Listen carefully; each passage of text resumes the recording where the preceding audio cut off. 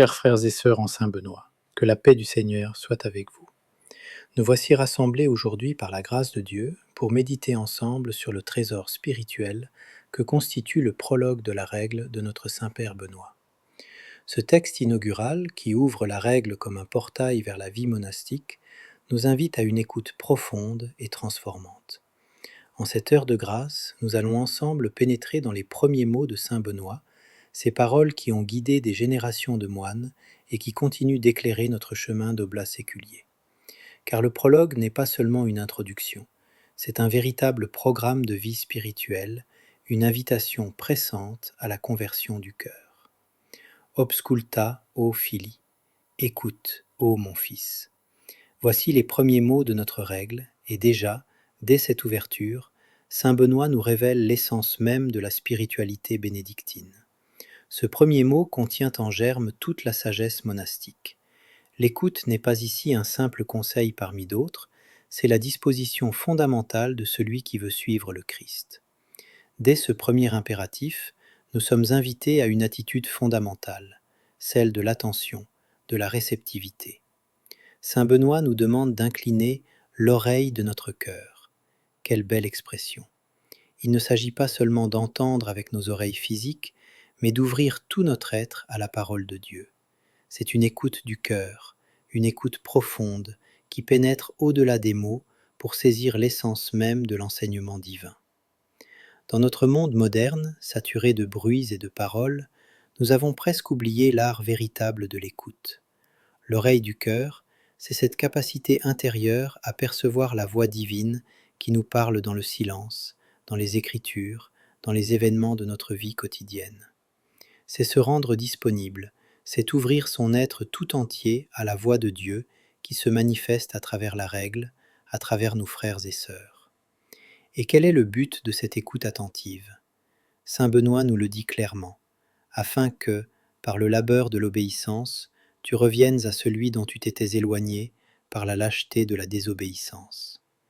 Cette écoute profonde nous conduit naturellement vers l'obéissance, ce labeur, comme l'appelle saint Benoît.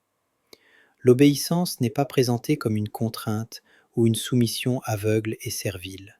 C'est un labeur, un travail, un effort constant pour conformer notre volonté à celle de Dieu.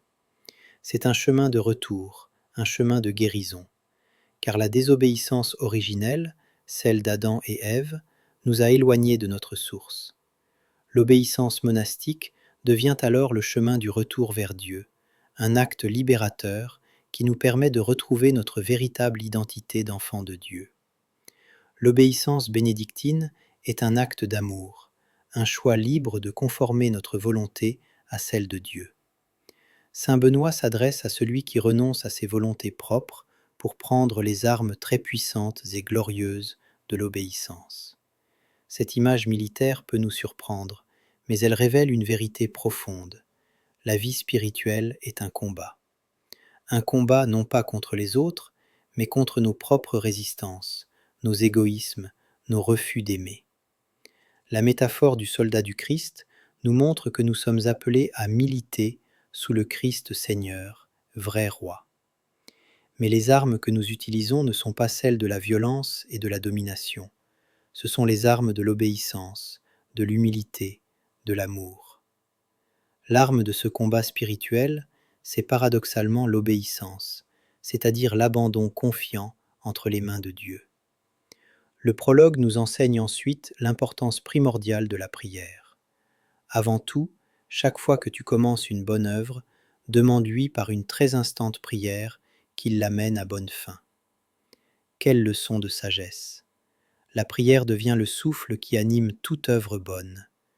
Nous qui sommes si souvent tentés de compter sur nos seules forces, saint Benoît nous rappelle que toute œuvre vraiment bonne commence par l'invocation divine.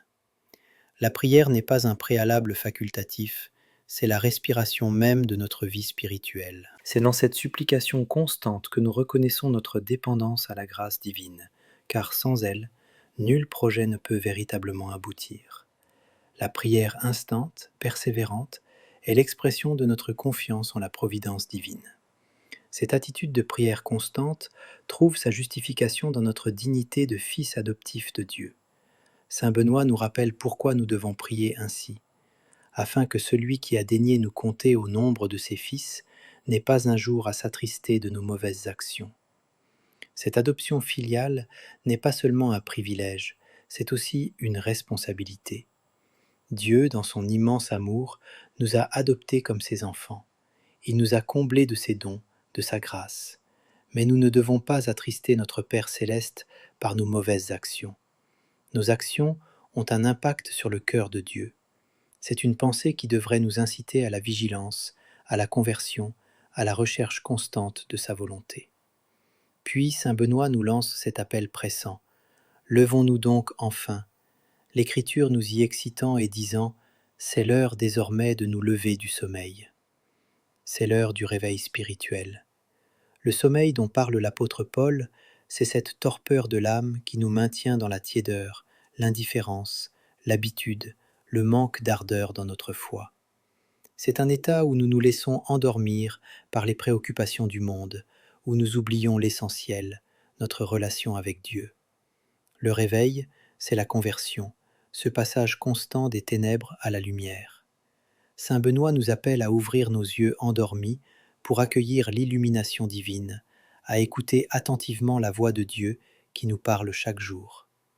Et ce réveil doit se renouveler quotidiennement, car, comme nous le rappelle le psaume, « Aujourd'hui, si vous entendez sa voix, n'endurcissez pas vos cœurs. » L'aujourd'hui de Dieu est toujours présent. Chaque matin qui se lève, chaque instant de notre vie est une nouvelle occasion de dire oui à Dieu, une nouvelle chance de conversion. Saint Benoît poursuit en citant ce verset magnifique du psaume. Quel est l'homme qui veut la vie et désire voir des jours heureux? Cette question résonne dans le cœur de tout être humain, elle résonne au plus profond de notre être. Nous aspirons tous au bonheur, à la plénitude. Qui n'aspire pas au bonheur? Mais la réponse que donne l'Écriture inverse nos perspectives purement humaines. Où trouver la véritable vie, la joie durable?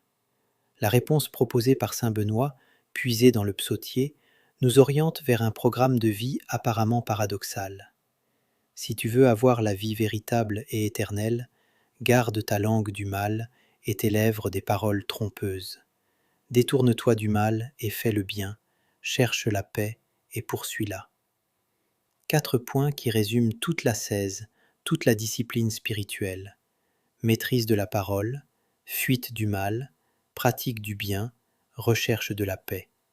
Ces 4 piliers peuvent structurer notre examen de conscience quotidien et guider nos efforts de conversion.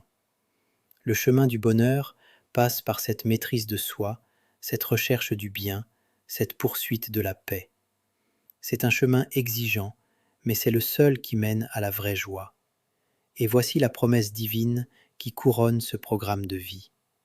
Et quand vous aurez fait cela, mes yeux seront sur vous, et mes oreilles attentives à vos prières, et avant même que vous m'invoquiez, je vous dirai, me voici. Quelle merveilleuse assurance! Dieu prévient notre prière, il nous attend, il nous désire avant même que nous le cherchions. Dieu est toujours présent, toujours attentif à nos besoins. Il nous aime d'un amour infini et inconditionnel. C'est la gratuité absolue de l'amour divin qui ne compte pas nos mérites, mais qui nous offre sa présence, une source inépuisable de consolation et d'espérance. Saint Benoît s'extasie devant cette tendresse divine. Quoi de plus doux pour nous, frères très chers, que cette voix du Seigneur qui nous invite? Voici que dans sa bonté, le Seigneur nous montre le chemin de la vie.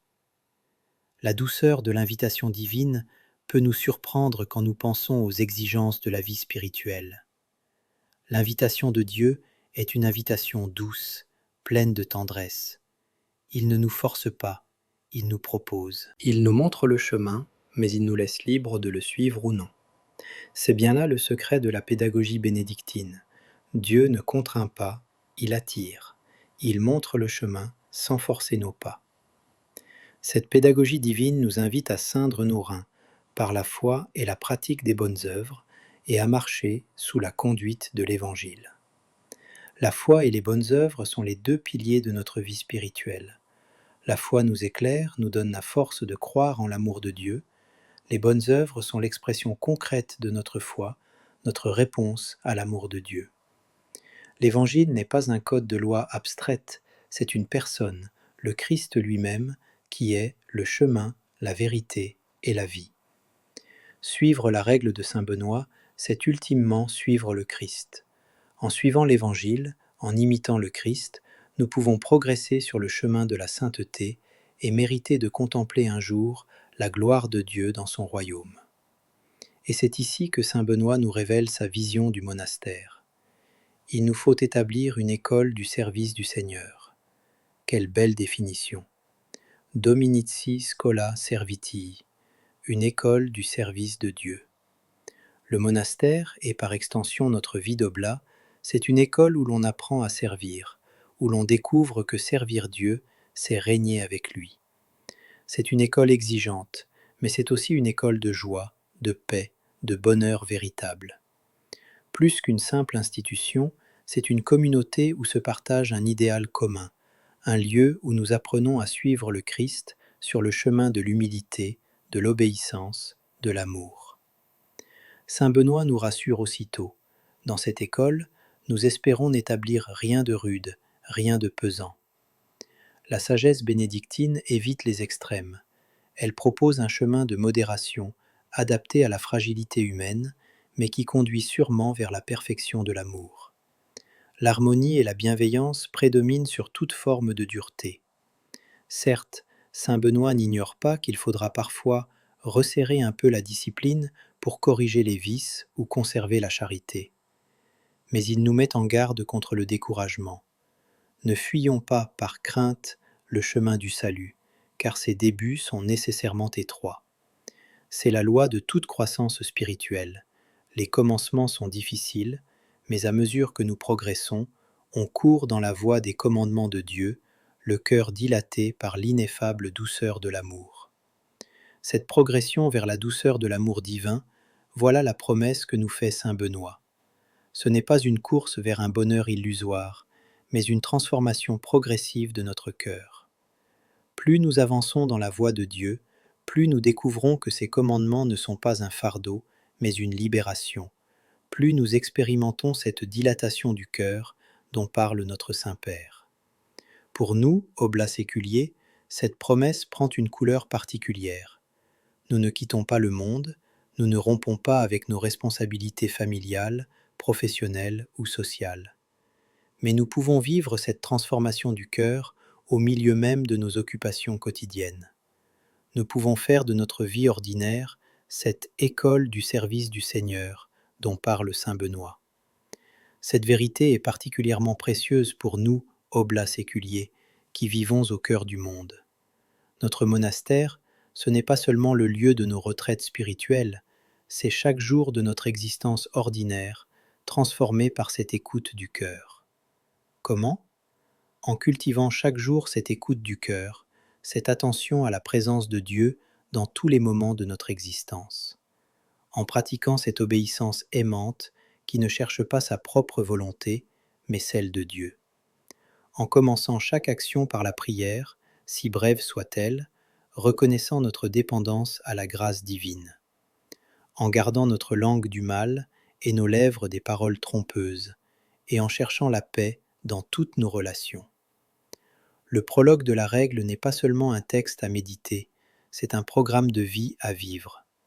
Chaque jour, nous pouvons nous lever en entendant cet appel de saint Benoît. « Écoute, ô mon fils !» Chaque jour, nous pouvons répondre à cette invitation divine qui nous attire vers la vie véritable, vers cette joie que Dieu veut pour nous. C'est à nous de répondre à son appel, de nous engager sur la voie de la sainteté. Que cette méditation sur le prologue de notre règle bien-aimée éveille en nous le désir de correspondre plus fidèlement à notre vocation.